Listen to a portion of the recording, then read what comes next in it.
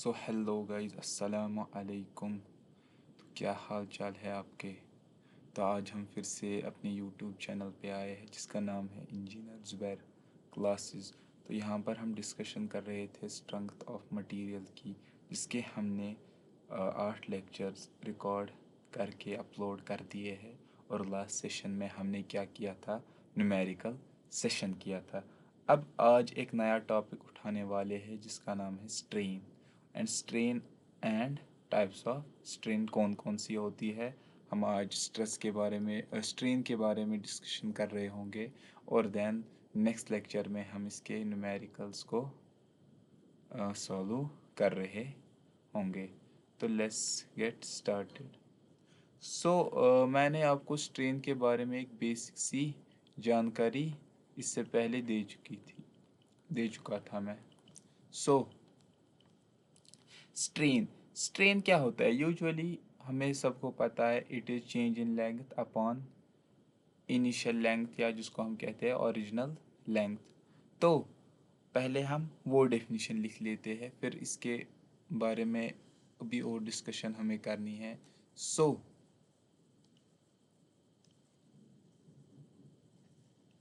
It is basically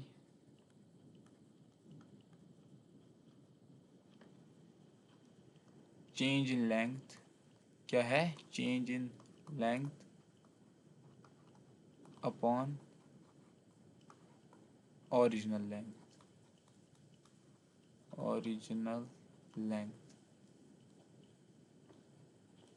तो ये तो बेसिक, अगर मैं मैथमेटिकली इसको लिखूं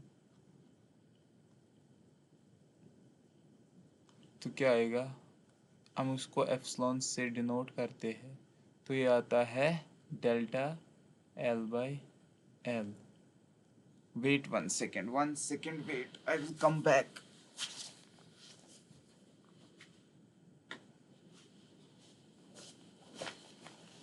और इसका स्विच मैं ऑन करना भूल गया था।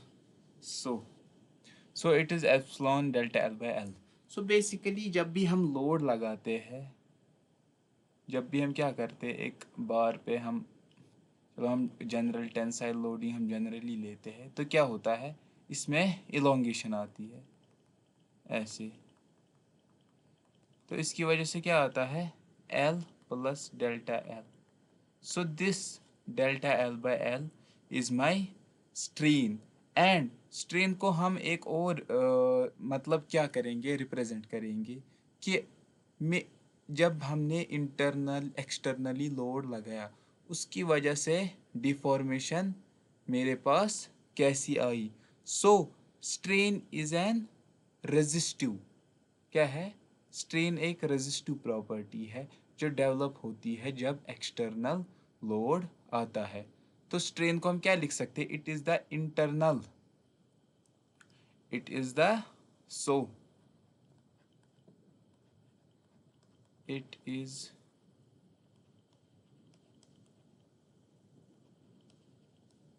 internal it is internally which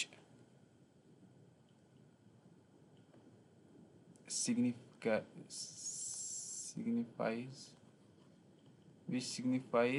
intensity of internal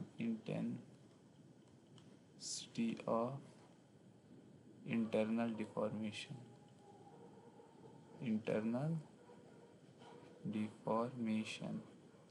basically it is the deformation per unit length. क्या बताता है हमें? Intensity of internal deformation. तो ये स्ट्रेन के बारे में हो गया। अब आते हैं हम types of strain.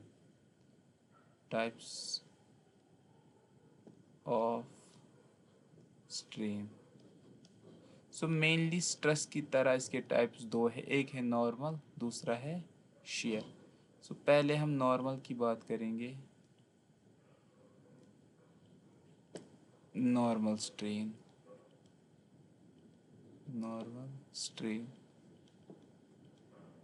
So what is normal strain? Normal strain basically when the strain is acting perpendicular या normal to the cross section. So it is it is the strain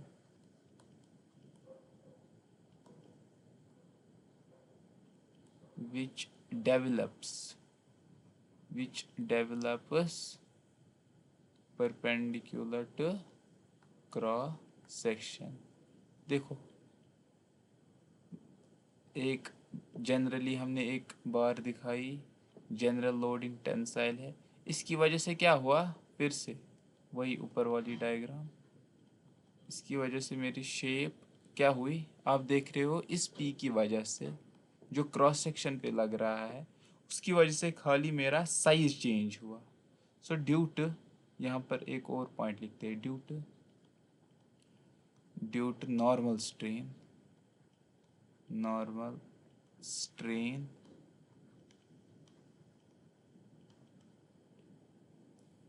size changes, क्या करता है, size change होता है, size changes.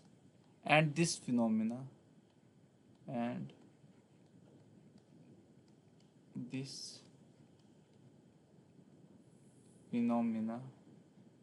किस phenomena, जो ये size change हो रहा है उस फिनोमिना को क्या कहते हैं, and this phenomena is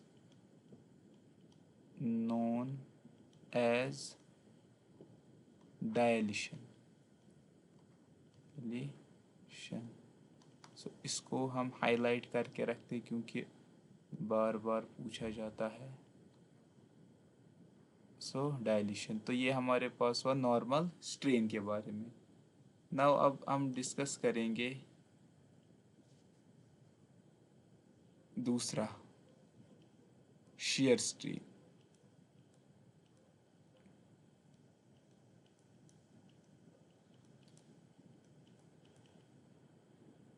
so it, ये हमें पता है shear strain कहाँ पर डेवलप होगा, it develops tangential to the cross sections। So it is the strain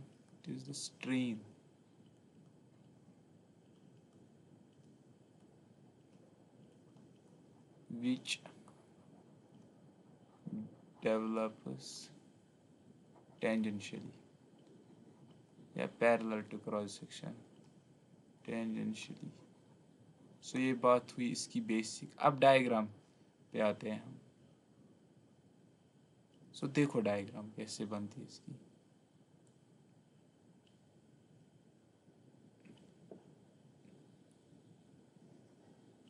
अगर मैंने यहाँ से एक शेयर लगाया तो क्या होगा, इस बॉडी में डिफॉर्मेशन ऐसे आएगी,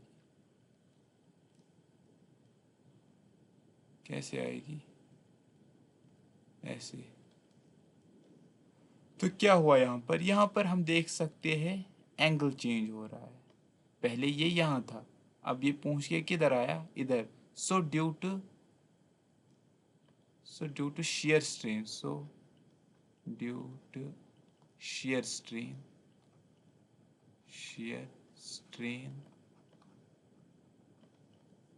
angle changes एंड ऑल्सो, देखो, एंड ऑल्सो क्या हो रहा है, मेरा शेप भी चेंज हो रहा है बॉडी का। पहले रेक्टेंगल था, अब ये पैरेललोग्राम बन गया है। And also shape changes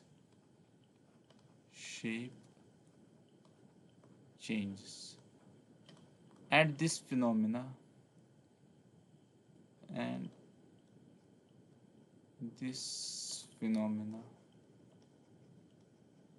phenomenon known as distortion कहते हैं। क्या कहते हैं हम इसको, एक दूसरे पेन से लिखते हैं। So it is distortion. तो ये बात हुई किसकी, हमारे पास टाइप्स। अब आते हैं हम, देखो जनरली हमारे पास 4 इलास्टिक कांस्टेंट्स होते हैं, क्या। सो हेडिंग डाल लीजिए,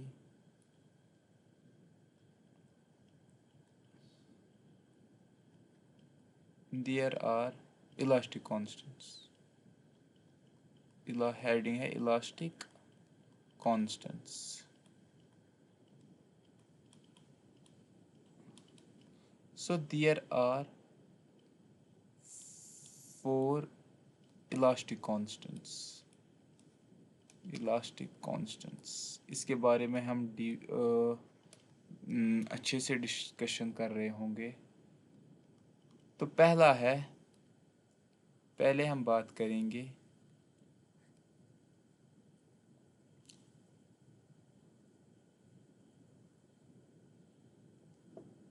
इलास्टिक कांस्टेंट कौन का। एक तो है यंग्स मॉडुलस, यंग्स मॉडुलस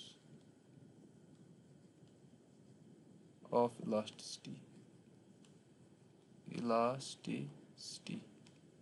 सो इसको हम किससे करते हैं, ई से रिप्रेजेंट करते हैं, और हमें पता ये क्या होता है, it is the ratio of, so it is the ratio of किस किस का, एक तो है लीनियर स्ट्रेस का, लीनियर स्ट्रेस, इसको इधर लिखते हैं लीनियर स्ट्रेन। तो ये क्या है, मेरा जो मेरा यंग्स मॉडुलस है वो रेशियो है linear stress to the linear strain. तो ये बात यहाँ पर नोट करके रखना। तो देखो, मैंने इसका भी डिस्कशन किया है, अगर मेरा ई बढ़ रहा है ना तो मेरी डिफॉर्मेशन कम होती है। तो ये भी बात याद रख लेना, जितना मेरा यंग्स मॉडुलस बढ़ता जाएगा उतना ही मेरा जो मटेरियल है उसकी लोड कैपेसिटी बढ़ जाएगी। जब लोड कैपेसिटी बढ़ जाएगी तो डिफॉर्मेशंस कम आएंगी। सो बेसिकली ये कह रहा है। सो देन इसको हम कैसे लिख सकते हैं, लीनियर स्ट्रेस को हम लिख सकते हैं इधर P अपॉन एरिया, और linear, sorry it is strain, it is linear strain, so linear strain को delta L by L. So this is my first elastic constant. Now we have second. तो next page पे हम लिख लेते हैं second, उसको हम कहते हैं bulk modulus, bulk modulus. Fluid में इसके बारे में डिस्कस किया होगा, या इसको कहते हैं modulus of incompressibility, modulus of incompressibility. Generally ये एक ऐसा टर्म है जो इनकम्प्रेसिबिलिटी को शो करता है, इनकम्प्रेसिबिलिटी, और इसको हम के से रिप्रेजेंट करते हैं। सो व्हाट इज के, ये इन टर्म्स ऑफ वॉल्यूम बात करता है। देखो कैसे, अगर मेरे पास कोई ये क्या है, एक बॉडी है इन टर्म्स ऑफ वॉल्यूम, सो अगर मैं इस पर लोड लगाता हूँ तो क्या होगा, डिफॉर्मेशन होगी। इन टर्म्स ऑफ वॉल्यूम कह रहा हूँ। सो इधर क्या होगा, मेरा जो मेरा वॉल्यूमेट्रिक होगा वो क्या होगा, delta V by V, volumetric strain, क्योंकि ये general in terms of volume बात करता है। तो इसको क्या हम लिख सकते हैं, के is the ratio between, it is, हम कह सकते हैं चेंज इन प्रेशर। पहले हम लिख सकते हैं is volumetric stress, volumetric stress by volumetric strain, volumetric strain. ये है, इसको हम कहते हैं वॉल्यूमेट्रिक स्ट्रेन, ईवी को वॉल्यूमेट्रिक स्ट्रेन। सो और इसको क्या हम लिख सकते हैं, इसको लिख सकते हैं हम चेंज इन प्रेशर,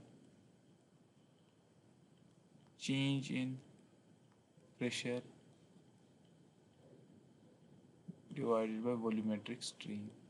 जनरल कभी कभी एग्जाम्स में ऐसे भी लिखा होता है चेंज इन प्रेशर, या वैसे तो ये बात भी याद होनी चाहिए, इसको हम चेंज इन प्रेशर से भी लिख सकते हैं, change in pressure by volumetric strain. So it is modulus of incompressibility. ज़्यादा इसके बारे में डिस्कशन हम करते हैं फ्लूइड में, तो सॉम के लिए it is enough. Then we have now जो थर्ड है वो इम्पोर्टेंट है, इसको हम कहते हैं shear modulus of rigidity. Share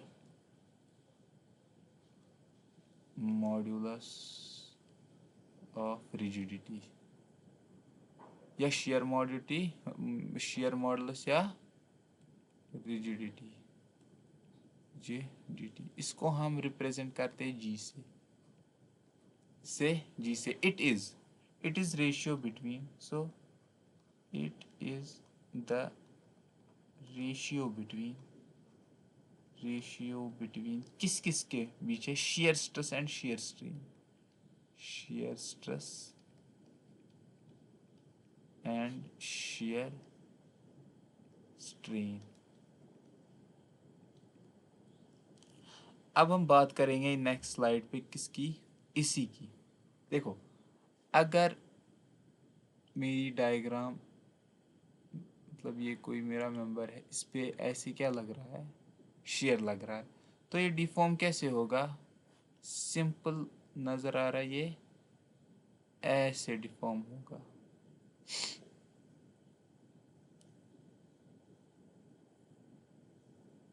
sorry, तो ये कैसे डिफॉर्म होगा, ऐसे जो मैंने दिखाया था, ऐसे। So it is phi. अगर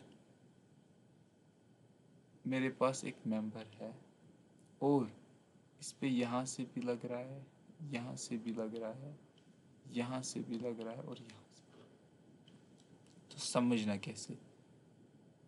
देखो ये दो है, ये दो इसको ऐसे खींचेंगे और जो ये दो है इसको ऐसे, तो शेप कुछ ऐसे बन जाएगी, देखो कैसे।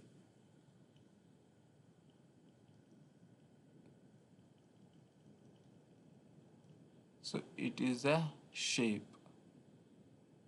आप देखो स्क्वायर को पकड़ो कोनों पे और ऐसे खींचो तो शेप कौन सी बनेगी, ये। तो दिस इज, ये मेरी इसकी शेप है। अगर ये है टाउ एक्स वाई, सो ये कॉम्प्लीमेंट्री टाउ वाई एक्स, इसके बारे में हम डिस्कशन कर चुके हैं अच्छे से। So it is tau Y X, it is tau X Y. So this is, so देखो अगर यहाँ पर ये क्या है, देखो ये है 90 डिग्री। अगर ये 90 डिग्री जिसको हम 5/2 कहते हैं, सो ये एंगल क्या होगा, और ये है हमारा, ये एंगल है फाइव, सॉरी ये एंगल है मेरा गामा एक्स वाई और ये है गामा वाई एक्स। सो अगर मुझे ये एंगल निकालना है तो ये एंगल क्या हुआ, ये एंगल हुआ π/2 माइनस, एक तो ये गामा एक्स वाई इसको हम लिखते हैं फाई, क्योंकि फाई होता है हमारे पास गामा या गामा होता है 5/2, जिसको हम अभी देखेंगे। तो ये बात हो गई कि हम इसको कैसे रिप्रेजेंट करते हैं। अब हम बात करते हैं जो मेरे पास, देखो ये गामा एक्स वाई, ये क्या है, shear strain, shear strain due to किसकी वजह से, टाउ एक्स वाई की वजह से। अगर गामा वाई एक्स है तो shear strain due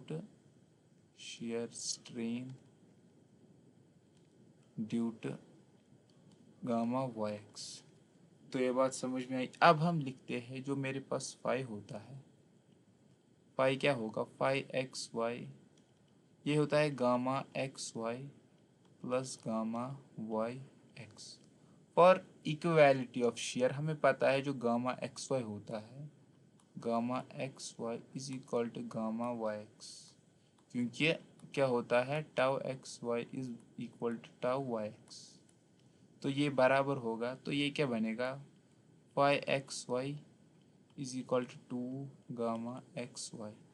so gamma X Y is nothing but 5/2, 5xy/2। तो ये रिलेशनशिप हमें याद होनी चाहिए। नाउ वी हैव, देखो, तो ये रिलेशनशिप याद होनी चाहिए ये। अब हम बात करेंगे मेरी, हाँ, रिप्रेजेंट कैसे करते हैं। देखो यहाँ पर मैंने लिखा shear stress by shear strain, तो शेयर स्ट्रेस आता है टाउ, और ये क्या आएगा अब, पाई। अगर दोनों तरफ लग रहे हैं, देखो अगर ये भी है, ये भी है, ये भी है और ये भी है, तो यहाँ पर देखो एक टाउ एक्स वाई आएगा और टाउ वाई एक्स। देखो इन दोनों में से हम एक ही लेते हैं, दोनों नहीं लेते, but due to shear strain हम दोनों का क्या करते हैं, सम।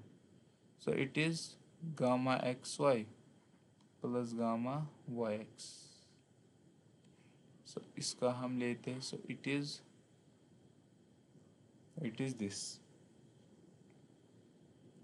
या इसको हम फाई एक्स वाई भी कह सकते हैं। टाउ एक्स वाई और tau Y X is called phi X Y, जिसको हमने अभी प्रूव भी किया है पीछे। तो ये बात हुई शेयर मॉडुलस की। अब हम बात करेंगे इसकी साइन कन्वेंशन की। So now sign convention, sign convention is important क्योंकि ये आपका बेस बनाता है जो आगे हम न्यूमेरिकल करेंगे। देखो साइन कन्वेंशन अपने हिसाब से अपने अपने होते हैं या बनाने पड़ते हैं, बट जब एक पर्टिकुलर हम दिमाग में रखते हैं हमें यही साइन कन्वेंशन लेना है, तो हम एग्ज़ाम में कंफ्यूज नहीं होते हैं। बस उसी एक, जैसे पहले किया, चाहे जो मैंने दिखाया वो करो, चाहे जो अपने हिसाब से आपको अच्छा लगे, बट एक ही रखो, बेस एक ही रखो, फिर उस पर ही क्वेश्चन बनाओ, प्रैक्टिस करो। देखो कैसे, अगर जो लोडिंग है वो आ रही है ऐसे ऐसे ऐसे और ऐसे, अभी मैंने दिखाया था इसका, इसकी जो डायग्राम आती है वो आती है कुछ ऐसी,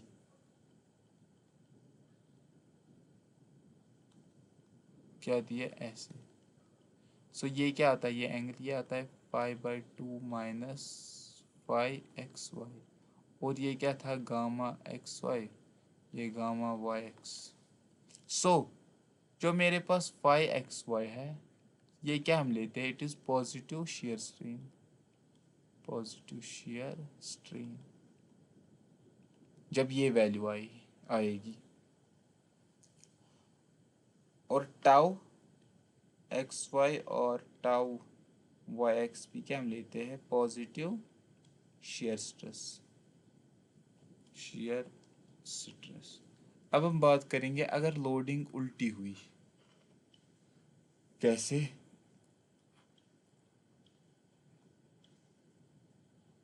ओ सॉरी,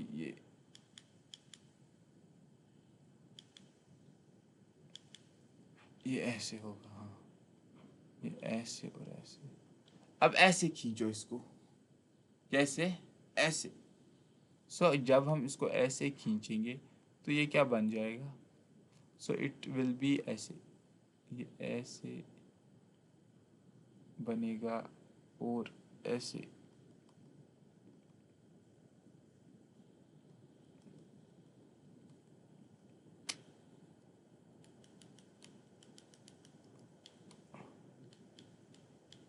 ये ऐसे,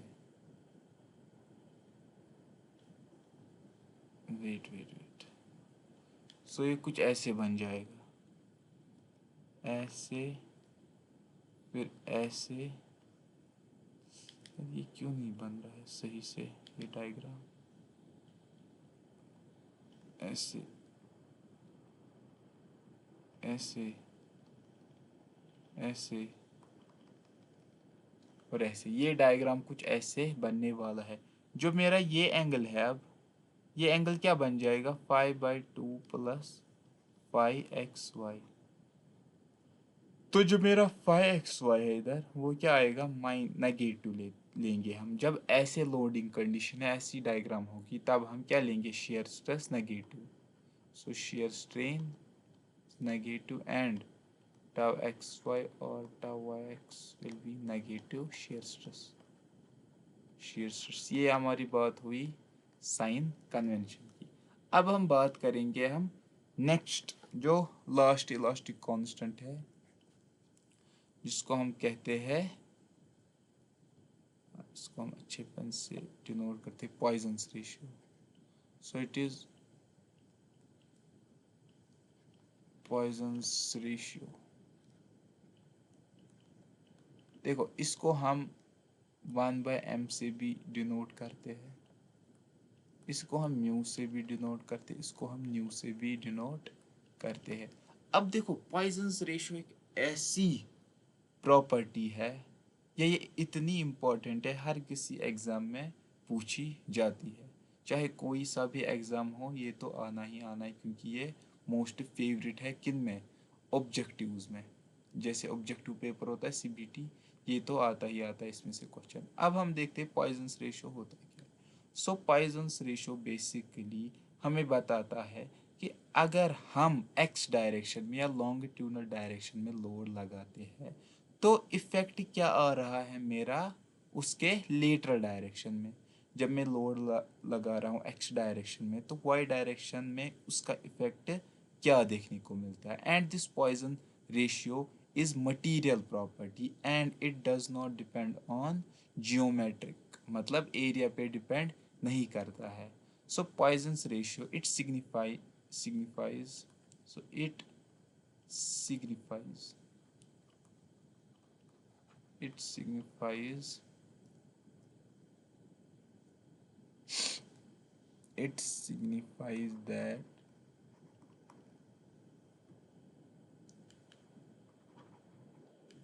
it signifies due to load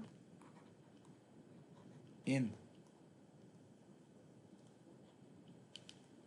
longitudinal direction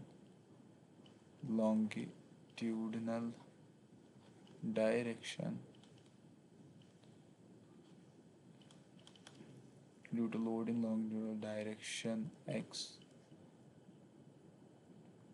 what will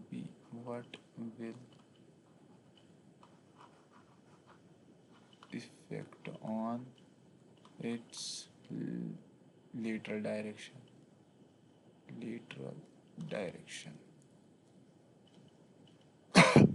तो ये बात करता है। अगर हम मैथमेटिकली कहें, सो मैथमेटिकली या वैसे भी कहें, इट इज़ द रेशियो। इसकी दूसरी डेफिनेशन क्या है, दूसरे पेन से लिख लेते हैं क्योंकि विजिबल नहीं है उतना। सो इट इज द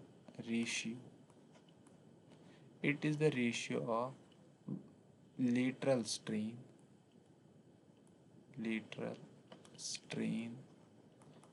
अभी मैं डायग्राम के साथ भी इसको समझाऊंगा। लॉन्गिट्यूडनल स्ट्रेन और हम क्या करते हैं, इसका वैल्यू नेगेटिव में हम कंसिडर करते हैं। वो क्यों करते हैं अभी मैं बताऊंगा। तो पहले डायग्राम हम लेते हैं एक,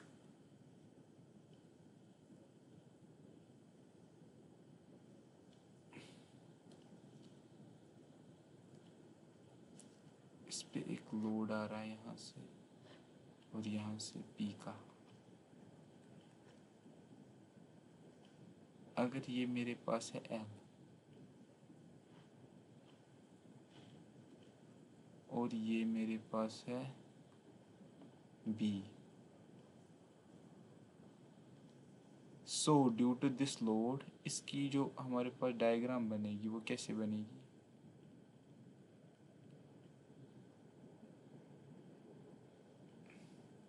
कुछ ऐसे बनेगी हमारी डायग्राम। देखो हम हम क्या देख रहे हैं इस डायग्राम में, जो मेरा लॉन्गिट्यूडनल डायरेक्शन है वो इलोंगेट हो रहा है। सो it is L plus delta L. But अगर आप लेटर डायरेक्शन में कहोगे तो बी, सो इट इज़, ये क्या है, बी माइनस डेल्टा बी। सो आप देख सकते हो कि जो मेरा लेटरल स्ट्रेन है वो क्या आ रहा है, वो नेगेटिव हो रहा है। क्योंकि उसकी साइज कम हो रही है, और जो मेरा लॉन्गिट्यूडनल है वो तो बढ़ ही रहा है। तो हम इस नेगेटिव साइन को इसलिए यहाँ पर लगा रहे हैं ताकि जो हमारा म्यू है वो पॉजिटिव आए। किसके लिए? पॉजिटिव के लिए खाली।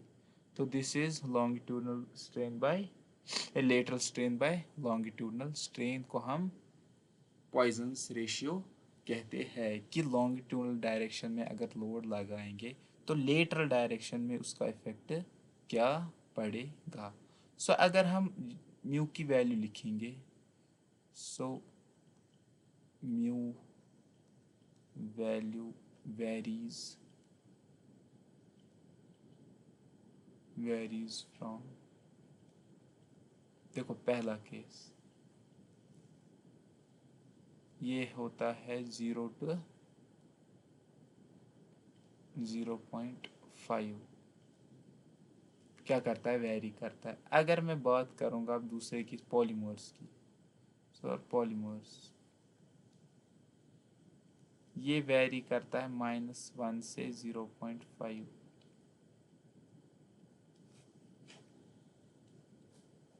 अगर मैं मेटल्स की बात करूं, मेटल्स, सो ये म्यू जो मेरा है greater than 1/4 and less than 1/3 से वेरी करता है। सो अगर मैं आपको एक सिंपल चार्ट बताऊं, अगर ये मेरा ज़ीरो है म्यू की वैल्यू, ये 0.25 है और ये 0.5 है, तो जो 0 to 0.25 के बीच में लाई करेगी तो उसको हम कहेंगे ये ब्रिटल है, ब्रिटल। और जो 0.25 से 0.5 के बीच में होगी उसको हम कहेंगे इट इज डक्टाइल। सो इससे हमें पता क्या चला, जितनी ज़्यादा म्यू की वैल्यू होगी उतनी ही डक्टिलिटी बढ़ेगी, डक्टिलिटी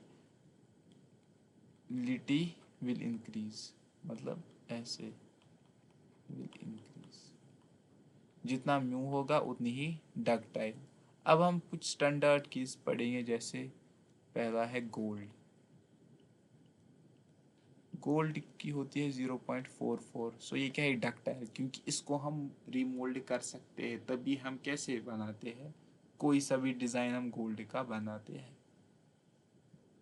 सेकेंड इज, अगर हम बात करेंगे कास्ट आयरन की,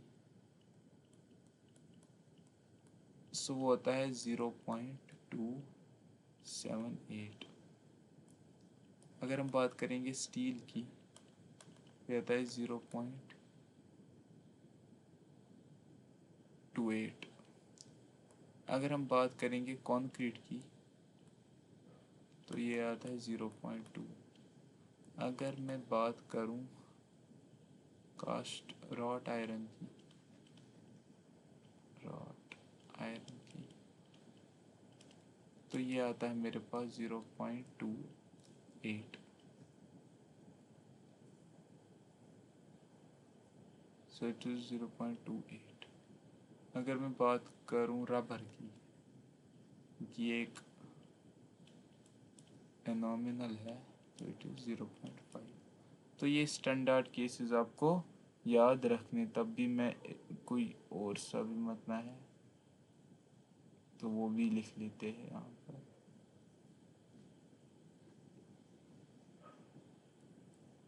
278 रॉट है, कास्ट आयरन इज 27। अच्छा ये 27 है, ये है 278, बस। So these are 6 standard values जो आपके एग्ज़ाम में पूछे जाते हैं। तो हमने 4 इलास्टिक कांस्टेंट्स को डिफाइन कर लिया। पहला हमने पढ़ा था यंग्स मॉडुलस, जो सिंपल होता है लीनियर स्ट्रेस पे linear strain. With increase in Young's modulus हमारा जो डिफॉर्मेशन है वो डिक्रीज करती है। नेक्स्ट हमने पढ़ा बल्क मॉडुलस, मॉडुलस ऑफ इनकम्प्रेसिबिलिटी, ये इन टर्म्स ऑफ हमें वॉल्यूम बताता है। सो it is volumetric stress divide by volumetric strain, या इसको हम कहते हैं change in pressure by volumetric strain. तीसरा हमने पढ़ा share modulus of rigidity. So it is nothing but a shear stress divide by shear strain, जिसको हम टाउ बाई 5 भी लिख सकते हैं। तो जो हमारे पास फाई होता है वो 2 टाइम्स होता है हमारे पास गामा, क्योंकि गामा एक साइड का एंगल होता है। तो इसमें हमने क्या क्या पढ़ा, साइन कन्वेंशन पढ़े और कहा कि डायग्राम कैसे कैसे वेरी करती है। तो ये हमने इसके बारे में साइन कन्वे, और नेक्स्ट हमें पॉइजन्स रेशो पढ़ा, lateral strain by longitudinal strain. और ये नेगेटिव वैल्यू इसलिए हम देते हैं ताकि जो मेरा म्यू का वैल्यू, पॉइजन्स रेशो का वैल्यू पॉजिटिव आए, क्योंकि हमारे पास एक टर्म तो नेगेटिव नेगेटिव होगी इसमें, क्योंकि जब एक साइड खींचेगा तो दूसरा साइड खुद ही क्या कर जाएगा, डिक्रीज। सो इस यहाँ पर मैं एक और बात बताना चाहता हूँ आपको। जो हमारे पास ज़ीरो होता है ना, सो ये ज़ीरो फॉर एक तो कॉर्क के लिए होता है और दूसरा गिलास के लिए होता है। कैसे, अगर आप गिलास को तोड़ोगे या लोड लगाओगे, उसमें स्ट्रेन आता है, उसमें स्ट्रेन ज़ीरो आता है। जब स्ट्रेन ज़ीरो आता है तो क्या म्यू आएगा, म्यू का वैल्यू ज़ीरो होगा, क्योंकि जब आपको उसको खींचोगे ना ही वो इलोंगेट करेगा। जब एक साइड इलोंगेट नहीं करेगा ना ही दूसरी साइड उसका इलोंगेट करेगा, तो स्ट्रेन की वैल्यू ज़ीरो आएगी। तो वो ब्रिटल उधर ही into break into small pieces में टूट जाएगा, ब्रेक होगा। Then we have 0.5। So this 0.5 is for incompressible fluid, जिसको हम अभी डिराइव करने वाले हैं, इनकम्प्रेसिबल फ्लूइड। तो ये बात हम यहाँ पर नोट कर चुके हैं। नाउ अब हम बात करेंगे जो म्यू की वैल्यू है। हाँ, अब हम बात करेंगे, एक मिनट मैं टॉपिक देख लेता हूँ, मैं कौन सा टॉपिक, हाँ, एनालिसिस ऑफ नॉर्मल स्ट्रीम। अब हम बात करेंगे analysis of normal stream, normal stream से क्या होता है। एनालिसिस ऑफ नॉर्मल स्ट्रेन, हमें पता है जो हमारे पास सिग्मा होता है वो क्या होता है, वो Young's modulus divided by epsilon होता है। और जो हमारे पास yes yes yes yes yes E, ना ना ना ना, ये गलत लिख लिया हमने, इक्वेशन ही गलत लिख ली। ये होता है जो सिग्मा होता है वो होता है ये अपॉन ई होता है। So sigma is epsilon by E. अगर हम इन टर्म्स ऑफ स्ट्रेन लिखेंगे तो स्ट्रेन इज क्या होता है, स्ट्रेन होता है direct E. So E will be sigma by E. So simple हम ऐसे लिख लेते हैं इन टर्म्स ऑफ हमें स्ट्रेन लिखना है, क्या लिखना है, सॉरी यार guys, sorry, in terms of strain. So E will be sigma by E. तो ये हमें पता है। अब हमें म्यू भी पता है। म्यू क्या होता है, म्यू होता है सिग्मा वाई बाई, ये epsilon Y by epsilon X. तो ये होता है म्यू। देखो, अगर हम बात करेंगे कि अगर हमें किसी पर्टिकुलर डायरेक्शन में सिग्मा की, ये एप्सिलॉन की वैल्यू चाहिए, तो कि जैसे इन 2D एनालिसिस, इन 2D एनालिसिस, अगर मुझे अब एक बार है, इसमें क्या लग रहा है, इधर से भी लोड लग रहा है, इधर से भी और इधर से भी, it is sigma Y, it is sigma X. अगर हमें ड्यू टू एप्सिलॉन वाई निकालना है, देखो अगर मुझे एप्सिलॉन एक्स निकालना है तो due to this epsilon X क्या आएगा, sigma X by E. But ये क्या आया, इन लॉन्गिट्यूडनल डायरेक्शन, बट इसका इफेक्ट हमें देखना है किधर, इसके लेटरल डायरेक्शन में। जब इसका इफेक्ट हम लेटरल डायरेक्शन में देखते हैं वो क्या आता है, वो आता है माइनस म्यू, क्या आता है, minus mu E, sorry so minus mu sigma Y upon E, क्या आता है, minus mu sigma E upon E. तो ये इन केस ऑफ 2D, अगर हमें ऐसे ही सिग्मा एप्सिलॉन वाई हमें देखना है, एप्सिलॉन वाई क्या आएगा, sigma Y upon E minus mu, अब सिग्मा एक्स अपॉन ई, क्योंकि जो ये तो है इन लॉन्गिट्यूडल डायरेक्शन और ये इसके लेटरल डायरेक्शन में हम देख रहे हैं, तो ये बात याद रखी।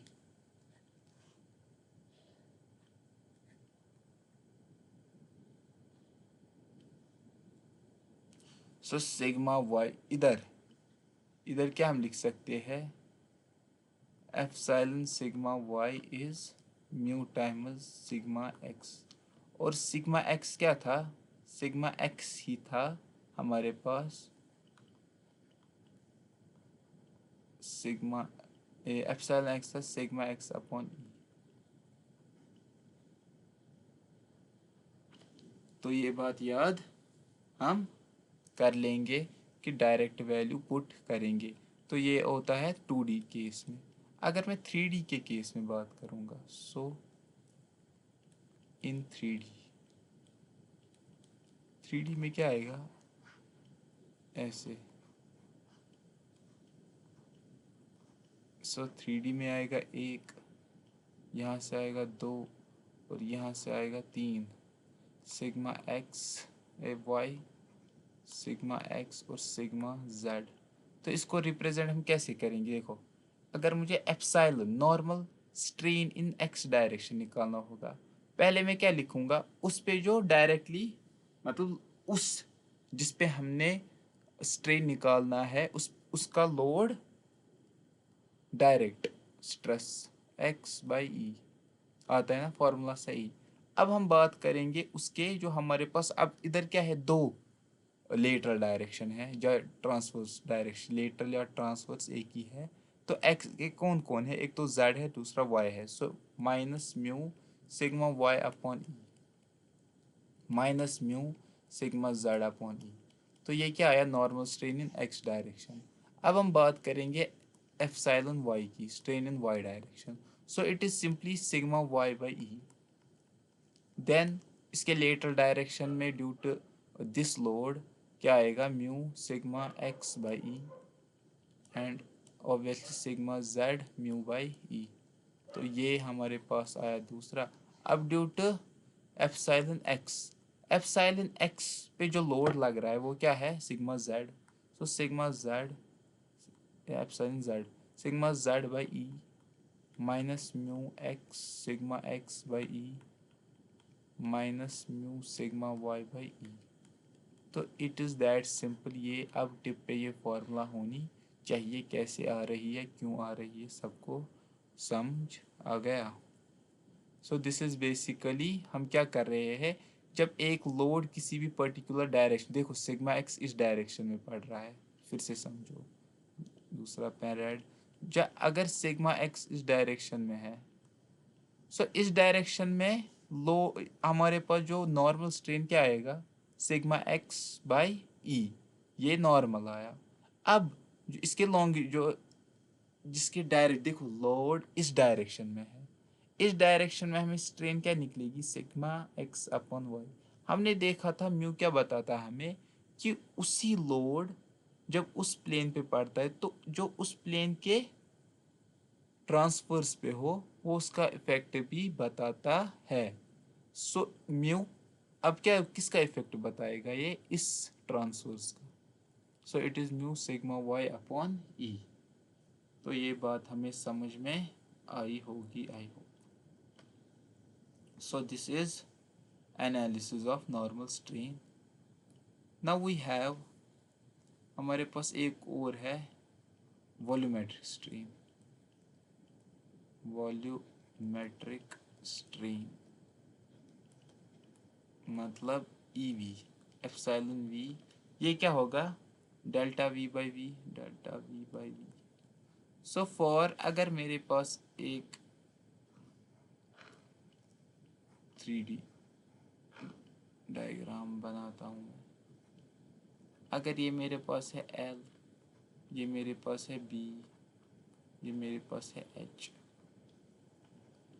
अब जो हमारे पास क्या आएगा, जो सिग्मा V होता है वो होता है sigma X plus sigma Y, epsilon Y plus epsilon Z, यही आएगा। अब ये क्या है, अब हम इसको कैसे लिख सकते हैं? सो सिंपल वॉल्यूम क्या होता है, L into B into H. अगर मैं डेल्टा की बात करूँगा, delta V is equal to L by delta L B H plus B by delta B L H plus H by delta H plus या into L B. सो ये बात हमें यहाँ तक समझ में आई।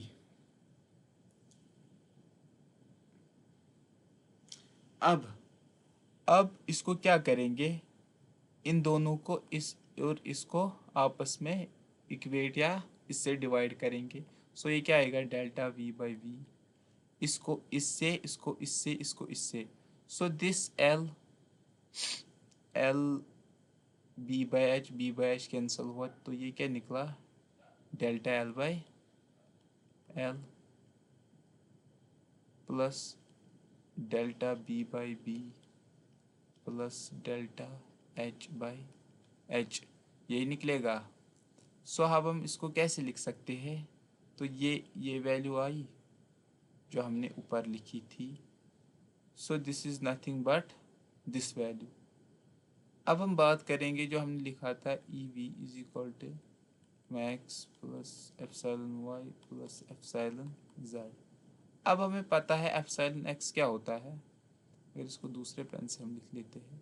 एप्सिलॉन एक्स हमने अभी लिखा था सिग्मा एक्स बाई ई, लिखा था minus mu sigma Y by E minus mu sigma Z by E, ये लिखा था, ये एक है, plus sigma Y by E minus mu sigma X by E minus mu sigma Z by E, ये sigma epsilon Y का, then epsilon Z का हम क्या लिख सकते हैं, sigma Z by E minus mu time sigma X by E minus mu time sigma Y by ई। सो ये क्या आया अब, एप्सिलॉन वी मतलब वॉल्यूमेट्रिक स्ट्रेन। अब हम इसको रीअरेंज करते हैं, जब हम इसको रीअरेंज करते हैं तो वैल्यू आती है हमारे पास sigma X plus sigma Y plus sigma Z, ये और आता है प्लस, ये माइनस आता है 2 mu sigma X plus sigma Y plus sigma Z. So ये इक्वेशन आती है किसकी, वॉल्यूमेट्रिक स्ट्रेन की। अगर हम इसको कॉमन निकालेंगे तो sigma X plus sigma Y plus sigma Z, और ये क्या आएगा 1 - 2 म्यू, ये है by E, by E V. तो ये हमारे पास क्या है, वॉल्यूमेट्रिक स्ट्रेन की फॉर्मूला है जो याद होनी चाहिए टंग पे, क्योंकि इस पे फॉर्मूला आते हैं। तो मैंने एक टर्म कही थी आपको कि जो हमारे पास इनकम्प्रेसिबल फ्लूइड है उसकी वैल्यू क्या होती है, म्यू की वैल्यू 0.5। तो कैसे होती है अभी डिराइव करते हैं। तो इनकम्प्रेसिबल फ्लूइड, सो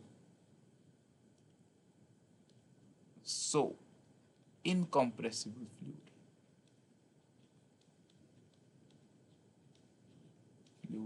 जब ये कंप्रेस नहीं होगा तो वॉल्यूमेट्रिक स्ट्रेन क्या आएगा, delta V by V is equal to 0। Means जो हमारे पास वॉल्यूमेट्रिक स्ट्रेन है वो क्या आएगा, 0। जब ये 0 आएगा so 0 is equal to sigma X plus sigma Y plus sigma Z by E 1 - 2 mu. So ये सारी टर्म जो है ना इसको लेफ्ट साइड शिफ्ट करो और ये ज़ीरो क्या आएगी, zero. So zero equal to 1 - 2 mu. ये किस केस में है, जब ई वी ज़ीरो होगा। सो दिस वन इज़, यहाँ पर हमें म्यू क्या निकला, वन को या म्यू को उधर शिफ्ट करो। So mu becomes 1/2, that is 0.5। सो इससे हमारे पास क्या आया, जब भी इनकम्प्रेसिबल फ्लूइड होगा म्यू की वैल्यू 0.5 होगी। सो ये स्ट्रेन, अब हम जैसे हमने स्ट्रेस को रिप्रेजेंट किया था स्ट्रेस टेंसर मैट्रिक्स में, अब हम करेंगे strain tensor matrix. Strain tensor matrix. So कैसे हम, अगर हम ई आई जे को करेंगे, सो इट विल बिकम कैसे, देखो पहले आएगा, एक मिनट, हाँ ई आई जे। सो ये क्या आएगा, एप्सिलॉन एक्स एक्स। यहाँ पर क्या आएगा, मैंने आपको बताई थी शॉर्ट ट्रिक के, डायगोनल से पकड़ो same same, epsilon Y Y. So it is epsilon Z Z. अब क्या आएगा, अब आएगा 5/2 XY,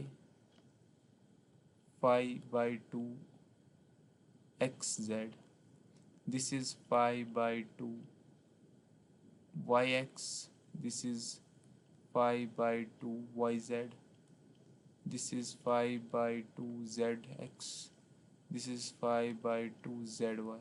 so it is strain tensor matrix को हम ऐसे ही, अगर मुझे डिफरेंशियल फॉर्म लिखनी है किसकी,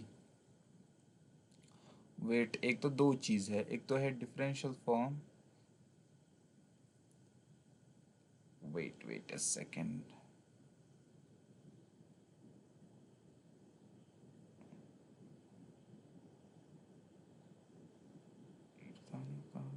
हाँ ये है स्ट्रेन, ये तो हमने किया।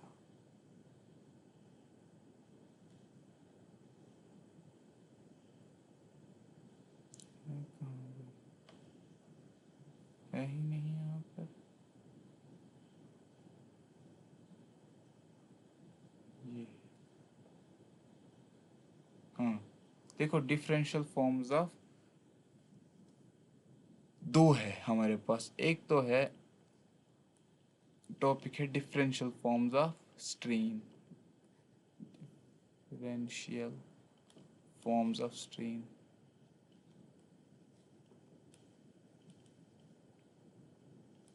एक तो है हमारे पास क्या है, normal strain, normal strain, normal strain, normal strain हम कैसे लिख सकते हैं, इसको हम रिप्रेजेंट करते ई से, जब ई, तो ई इज इक्वल टू, एक मिनट यार इस पेन को क्या हो गया है, so E epsilon in X direction equal to T U by D X. अगर मेरे पास एप्सिलॉन वाई होगा तो it is D V do V by do Y, और अगर एप्सिलॉन जेड में हमें लिखना है तो do W by do Z. तो ये किसकी हो गई हमारे पास, नॉर्मल की। अब हम देखेंगे शेयर स्ट्रेन की डिफरेंशियल फॉर्म। नाउ ये हुआ वन, नाउ दूसरे पेज पर हम लिख लेते हैं शेयर स्ट्रेन। देखो शेयर स्ट्रेन की कैसे आती है, सो शेयर स्ट्रेन की डिफरेंशियल इक्वेशन आती है 5XY। देखो 5x, आपको कुछ नहीं करना है, जो हमारे पास ये है क्या XY, इधर लिखो u, इधर लिखो v, इसका डिफरेंशियल, तो इनको करो आपस में क्रॉस। सो ये क्या आएगा, डो u बाई डो v, मतलब डो u बाई डो y प्लस डो v बाई डो x। अगर हम ऐसे ही 5YX के बारे में लिख लेते हैं, सो इट विल बी डो Y X, sorry X Y Z, ये तो सेम ही है एक्स वाई। तो वाई जेड का हम कैसे लिख लेते हैं, ये है वी, ये है W, so D V by D Z plus D W by D Y, so it is a differential form of this five X Z. कैसे लिखेंगे, और ये नीचे ही लिखेंगे फाइव एक्स या जेड एक्स सिंपल। सो ये आएगा डब्ल्यू, ये आएगा यू, तो क्रॉस करो आपस में इसको, so D Z by D X plus D U by, मतलब ये जेड नहीं होगा, ये डब्ल्यू होगा, sorry Z. So this is the differential form of normal and shear stream. अब हम लास्ट टॉपिक पढ़ लेते हैं, इसके साथ जो हमारे पास ये पूरा चैप्टर है फिनिश हो जाएगा। इसको हम कहते हैं, देखो ये कुछ फॉर्मूलाज है जिनमें आरआरबी एसएससी हमेशा सवाल पूछता है, जैसे कि इसको एक पेन से डिफाइन करते हैं, इम्पोर्टेंट फार्मूला, जैसे पहला है हमारे पास E is equal to G one plus mu, ये आपने सुने भी होगी, फार्मूला काफ़ी मशहूर है। दूसरा है हमारे पास E is equal to three K one minus two mu. तीसरा E is equal to nine K G plus three K plus G. So ये हमारे पास तीसरी formula. And fourth formula is mu की है, वो म्यू है 1/8 three K minus two G six K plus two G, ये हमारे पास फोर्थ फार्मूला है। ये formula tip of the tongue होनी चाहिए, क्योंकि इनमें डायरेक्ट कुछ नहीं आता है, सिर्फ बताएगा के दिया है, म्यू दिया है, ई बताओ, या इसमें के दिया है, जी दिया है, ई बताओ। तो इनको आपस में रिलेट करके आपको क्या बताना है, वैल्यू। So these. अब हम बात करेंगे इसकी।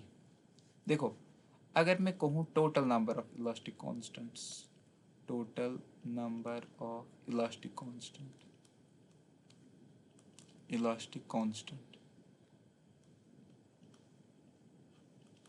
आइसोट्रोपिक, ये किस केस में है, एक तो है आइसो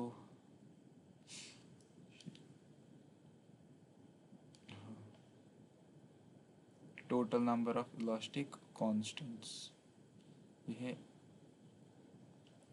आइसोट्रोपिक या होमोजेनियस, ये है एक। दूसरा है हमारे पास ऑर्थोट्रोपिक, और तीसरा हमारे पास एनाइसोट्रोपिक। अब दूसरा है हमारे पास total independent constants, total independent elastic constant isotropic, वैसे ही होमो ऑर्थोट्रोपिक, इसके बारे में हमने डिस्कशन की थी, आइसो किसको, ऑर्थो किसको, एनाइसो किसको बोलते हैं, एनाइसोट्रोपिक। देखो, अगर मैं बात करूं total number of elastic constant है, वो है चार। कौन कौन से, म्यू है, ई है, जी है, के है। So these are four. Ortho में आते हैं ये 9, और एनाइसोट्रॉपिक में आते हैं 21। सो ये याद रखने हैं, क्या रखने हैं, याद रखने हैं कि जब हमारे पास total number of elastic constant है वो कितने होते हैं, 4। ऑर्थोट्रॉपिक में कितने होते हैं, 9, और एनाइसोट्रॉपिक 21। अगर मैं टोटल इंडिपेंडेंट की कहूँ, ये है 2 ऊपर एनी ऑफ 4 सॉरी अगर सॉरी यहाँ पर मैंने गड़बड़ किया है। ये है एनिसोट्रॉपिक का है इन्फिनिटी और 36, और इसका है हमारे पास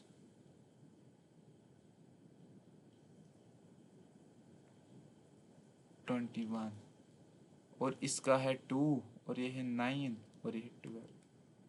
सो इसकी वजह से हमारा आई थिंक हो गया कंप्लीट।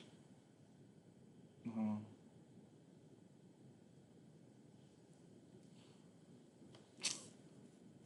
ये है 12, ये है 12, इनमें से हमेशा गड़बड़ होती है। ये है 21।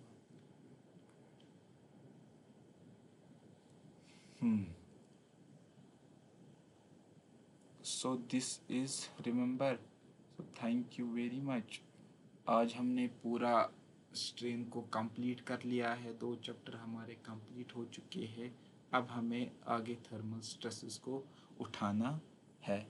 सो अगर आपको मेरा समझ आता है जो मैं जैसे पढ़ाता हूँ, देखो मुझे फीडबैक चाहिए। फीडबैक मुझे आप लोगों से ही मिलेगा, कहाँ पर मुझे इम्प्रूव करना है, कहाँ पर मैं गलती कर रहा हूँ बोलने में, या स्पीड मेरी तेज़ है या कम है, तो वो कमेंट सेक्शन में बताओ। बाकी तो मैं लर्नर हूँ, आप भी मेरे साथ लर्न करो तो कहीं ना कहीं तो पहुँचेंगे। सो आप जब तक मुझे फीडबैक नहीं दोगे तब तक मैं कंफ्यूज ही रहूँगा कि आपको समझ आ रहा है या नहीं आ रहा है। तो thank you very much for this session. Then I am going to end this session. Keep sharing, keep subscribing, and keep liking. Thank you very much.